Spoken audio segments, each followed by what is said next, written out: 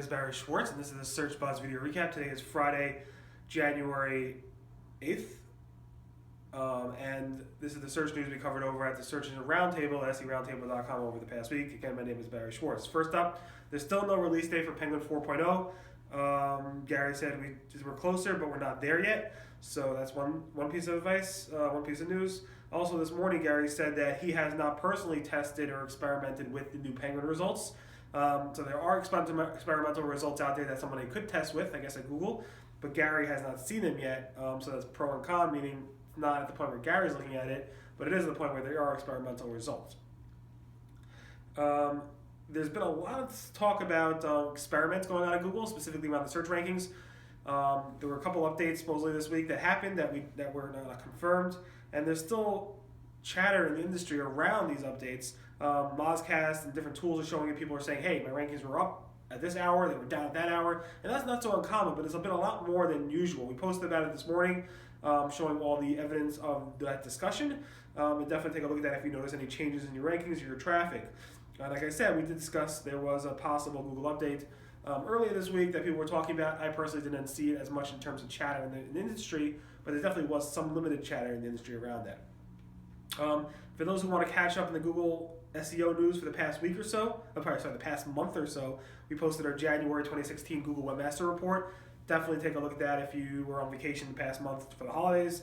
Obviously, discussion about Penguin 4.0, Google indexing HTTPS by default, the app indexing stuff going on, search analytics being updated, and so forth. So definitely take a look at that if you want to catch up quickly. I do these monthly reports just to get people caught up. So an illegitimate, an extortionist, who pretty much extorted people using SEO tactics, was actually prosecuted, and he's now going to federal prison for 37 months. Also ordered to pay $174,000 in fines and restitution to the victims of that. His name is William Stanley. The Justice Department announced it on their own site, and we covered it over here. Of course, there's lots of bad people all around the world, including in the SEO industry. The SEO industry is not the only place that they have bad people. And this is really the first case of really an SEO being called out by the federal U.S. District Court for doing SEO practices that got him into, I guess, not really SEO practice, but using search engines to extort people and going to jail for that. Google updated their crawl errors report for apps, and now there's specifically 3 things you'll see there: a package not found error, a URI unsupported error, and a removed from index in the error. The report hasn't really been working for the past couple months, and Google supposedly fixed it. I still do not see any errors under my report. Maybe that's a good thing, but I would expect there to be some errors in there. So that's something new this week. Google's John Mueller said to expedite your robots.tx updates, you could definitely go ahead and go to the, right over here. So you actually go to the robots.tx tool tester in Google Search Console, and you click on the submit button, and it will actually go submit an update to your robots.tx file sooner than later. So that's one way to expedite that. Google said self-signed SSL certificates are typically not something that Google would work at Google's HTTPS ranking boost. The truth is, Google doesn't really look if the certificate's valid or not. They just look if there's an HTTPS. That being the case, you would get an error in Google Search Console for your HTTPS certificate, because if a browser can't render it, and most browsers cannot render self-signed SSL certificates, then Google cannot render it. And like I just said, sorry, did I miss the topic? So I gotta add it here. But basically, like I said, Google said that Google only counts if a URL is HTTPS. It doesn't look to see if it's valid, if it's broken or whatever. If it has HTTPS, it gets the ranking boost. Of course, that ranking boost is not that big.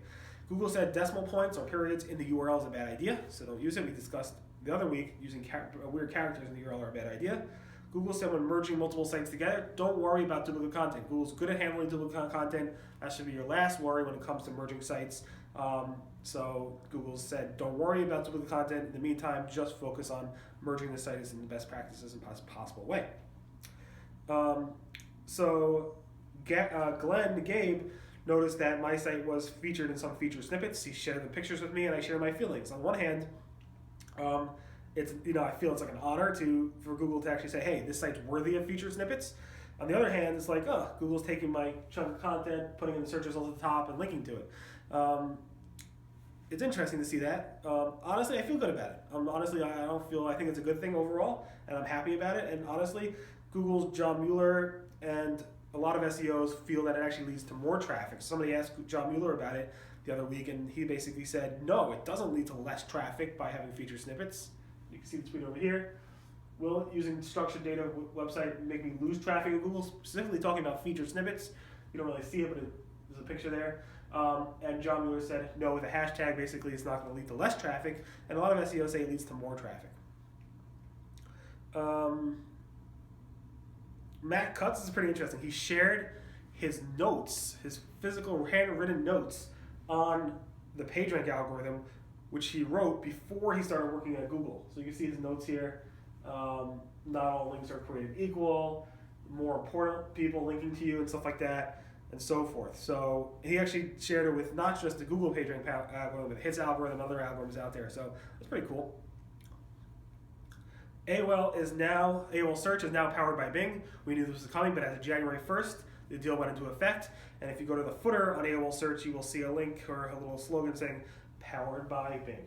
So that's a loss from Google, a gain from Bing. This past week, actually on December 30th, we had a Google trusted photographer, not really from Google, but a trusted photographer, come to our office here and actually take inside street view photos of our office. It was a pretty cool experience. He came. It really didn't take him long. He didn't really need much from us. He just set up his camera from the outside, walking into our building, into our office, and walking through some of the offices.